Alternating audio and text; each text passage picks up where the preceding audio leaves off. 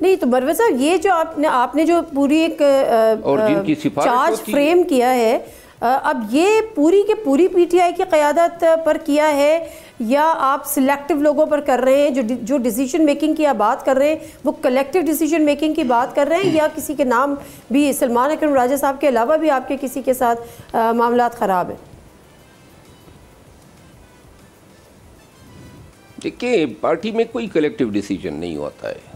میں اس کا چشمدید گواہ ہوں، اس پارٹی کا میں سینئر نائب صدر رہا ہوں.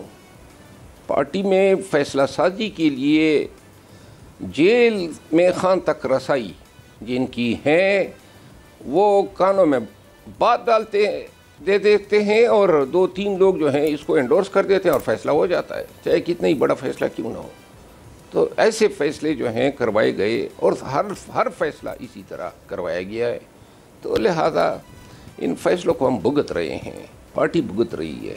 دیکھیے، پاکستان تحریک انصاف کو یہ سوچنا چاہیے نا، خان صاحب کی عمر جو ہے 74 برس سے زیادہ ہو گئی ہے.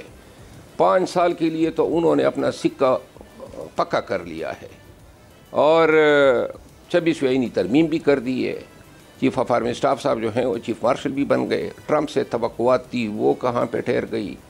عدلیہ جو ہیں سامنے کڑی ہیں اور یہ بھی نظر آ رہا ہے کہ اگر یہ نظام اس طرح چلے گا تو ایکسٹینشن بھی ہوں گی. تو لہٰذا اگر 9 سال یا 8 سال یہ لوگ نکال لیتے ہیں، پی ٹی آئی کہاں پہ کھڑی ہوگی؟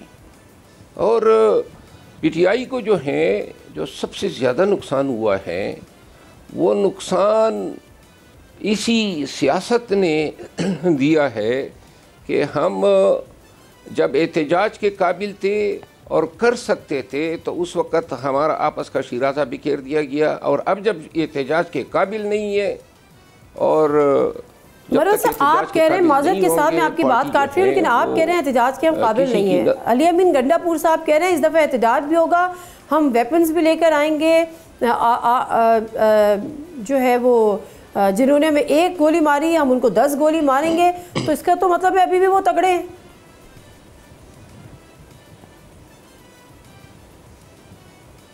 نہیں، یہ تو زبانی بیان ہے نا. یہ حوصلہ لانا اور ریاست کے ساتھ جنگ کرنا یہ کوئی آسان کام تو نہیں ہے. یہ تو بالکل 9 مئی جہاں ایک سپاہی فوجی مرا نہیں ہے، آج تک 9 مئی کو بھگت رہے ہیں.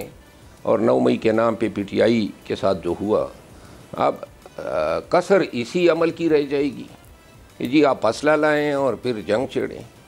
یہ پاکستان میں کوئی محب وطن پاکستانی جو ہیں اس آئیڈیا کے ساتھ کھڑا نہیں ہو سکتا. انہوں نے جو بات کی علی امین خان نے وہ ریٹوریکل سٹیٹمنٹ تھا.